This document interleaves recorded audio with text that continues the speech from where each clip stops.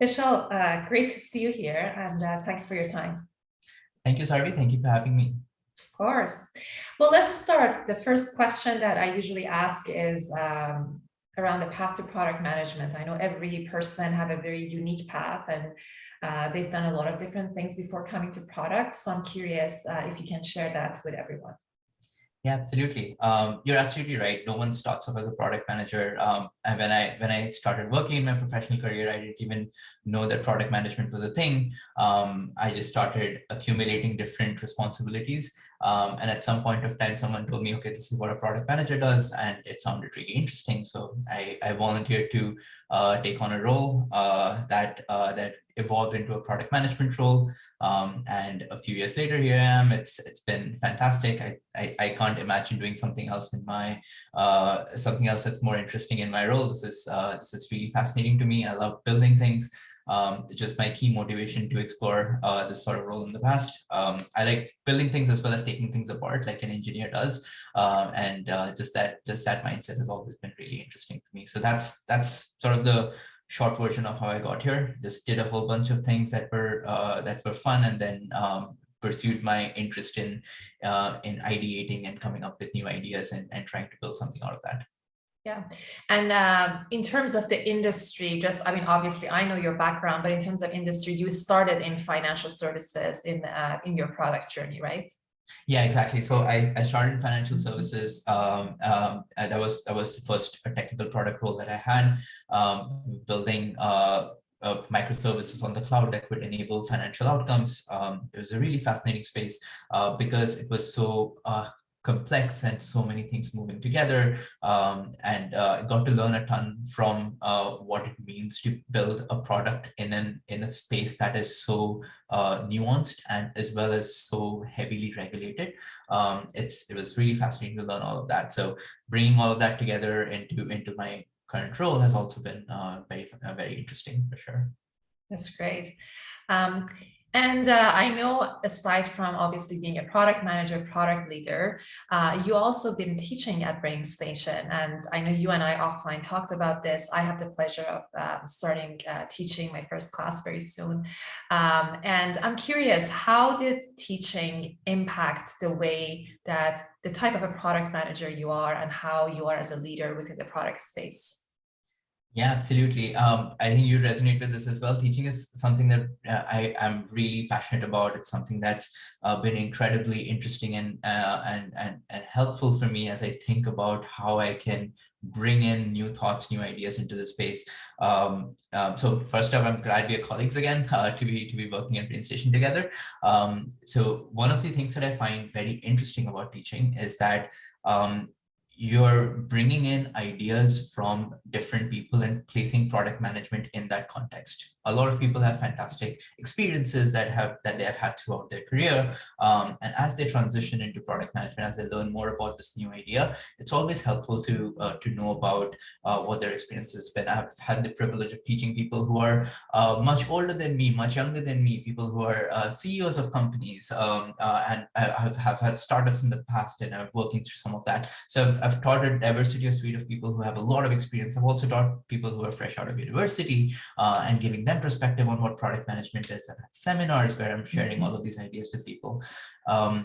What I have gathered from much of that is the questions that I get from folks around, okay, why is, for example, why is assessing your customer needs important? Why is building out a persona important? How does building out a persona help me solve some of this operational complexity? It really helps me understand the world outside of the immediate space of managing a technology product, which is things like marketing, things like operations, things like financial strategy, and how do all of these individual pieces sort of build the bigger product vision. It helps me also think about my product very differently, because a lot of the questions that come up, as any instructor would say, you're a learner as well. So every time there is a curveball question that comes your way, it helps you think through it and address these questions in a much more comprehensive way. So I have definitely found it to be a two-way street, just to kind of learn about people's experiences, and also gives me an opportunity to build a lot of examples that I can then take from one class and share it with another class and brainstorm ideas and improve myself as a product leader as well. Yeah, absolutely. I think given the diversity of products that are out there and how fast paced innovation is within the tech space, it's such a great opportunity that we also learn about all the different products that is out there, and just sharpening your skill sets when it comes to product. Because as you said, I mean, also when I joined product management, it was still very new. It wasn't something that I went to school necessarily to be a product manager. So I think it's just so important to constantly refresh your knowledge, and what a better way than teaching to, as you said, a two-way street to learn and also teach. Absolutely. Yeah, I couldn't agree more. It's you touched on something that's really interesting. No one starts off as a product manager. Everyone, like, there isn't a university degree that makes you a product manager and you get that degree and, oh, now you're a product manager. It's a journey, and I think a large part of that journey is listening to other people. This is, if I have a recommendation for anyone aspiring to be a product manager, it would be just listen to everyone and learn from their experiences, because that's the fastest way to learn and be successful. Yeah, no, that's why I think listening is such a good skill to have in general. And as someone who worked with you, you're a great listener. You have a lot of empathy for users and in general for the team. Just my last question. That's something that I usually ask, and I'm very passionate about it.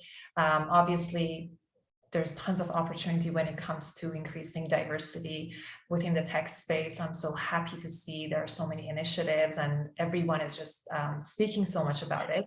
But I also would love to know from your perspective, what can we do to increase the diversity that we have within the tech space and specifically product? Absolutely. I think I'm going to start from the perspective of why I feel like diversity is really important and what resonates with me about it. Diversity from my perspective is mostly around the diversity of thought, like ensuring that you can bring people in with a different idea, with a different context, is really important. A product cannot be successful unless we have covered all bases, and it is impossible for one person to be an expert on everything about product. So what's really important to me about, as I think about diversity, is how can we bring in ideas from people? How can we expand on a more challenging workplace and say it's okay to not follow the status quo? So one thing that I strive to do, as much as I can in my space and in my role, is to always leave the door open for someone to challenge this idea. So if you're working on a specific direction, we have all of our compasses aligned. If we're pointing north, we're all going towards the same North Star. And if someone says, hey, we are not going north, all of what you're doing is wrong, we need to rethink this. We want to take that perspective, we want to analyze it, we want to think through it, and ensure that we're capturing that assessment as we're moving forward. So that's where I feel it's incredibly powerful to have diverse ideas and diverse experiences, diverse backgrounds, and that is incredibly powerful. I cannot imagine a product being successful if one person is running, or one idea or one philosophy is running the ship. It has to be more than one. It has to be a plurality of ideas. It has to be not just thinking about today, but thinking about tomorrow. The other thing that I find really important is that if your customer base is expected to be diverse, then the people who are building it would have to be diverse as well. For the exact same reason, if you can't resonate with the beliefs and thoughts and ideas and motivations of your customers, it's going to be very difficult to build a product that motivates them as well. So to be successful in any space, I think the most important thing as a product manager that you can bring is encourage a diversity of ideas and thoughts. Yeah, absolutely. And how do you, I guess, within your team or in general, how do you think we can actually increase that diversity? Do you think it's based on the number of the people that at the top of the funnel we are bringing in? Is it around the retention of the talent? What are your thoughts? I mean, obviously, no one has that magic answer. Yeah, absolutely. I think the best thing that we can do is increase the outreach of the opportunity that exists. Because a lot of times the limitation in the technology space is that technologists understand technology who then build the technology, who are then technologists. It's a vicious cycle. So you have the same iterative sort of same ideas coming through. And it's not necessarily a negative thing. It's mostly a function of ease. It is just easier to do it that way. So the best way that I feel like we could address this and bring in more people from different backgrounds, different ideas, different thoughts, is by increasing the outreach and demonstrating that product management or building out technology products is not something that only a specific group of people can do, but it's something that anybody can do. And just as long as you can bring in an inquisitive mind and have the belief that you can build things as easily as taking them apart and then reconstructing it and feel motivated and passionate about solving the customer's problem, that's all the motivation that you need to be successful. So I think the biggest value driver would be much further up the funnel, where you can actually demonstrate to people that this is not something that is product management is not something that is limited to a certain group of people with a certain number of experiences, a certain kind of experience, but it's anyone that is inquisitive to build something and is motivated to solve a customer problem. Perfect. And your passion around this topic definitely comes true. And that's why it's great that you're teaching, because then you can impact hopefully a lot more people from diverse backgrounds to come into product management, which is exactly as you mentioned, we need that diversity of thought to be able to have inclusive products. Absolutely, absolutely. And it's something that I've gathered in my class as well. I can share an anecdote. I was teaching a class where one of the the difference in age between the youngest and the oldest person in the class was about 37 years. So someone who has so much experience at running their own company, they're CEO of their company, and someone that has just graduated from university and is curious about product management. The interactions and the ideas that came out of that class was incredibly powerful. Some of those ideas are currently in early incubation stage, and I can associate a lot of that with just the aspect of, like, you don't have to be a technologist or someone who is an expert on the latest in blockchain technology to be someone that's building out a technology product. You just have to have an inquisitive enough mind and the motivation to learn about it and build off of that. So I found that incredibly powerful, and I couldn't agree with you more. Like, just having that diversity in thought has been incredibly powerful for me. That's amazing. Well, Vishal, again, thanks for your time. It's always a pleasure to speak with you. And yeah, hopefully I'll see you maybe in one of the classes. Absolutely, absolutely. Looking forward to it. It was great chatting with you as well, Sarvi. You too as well.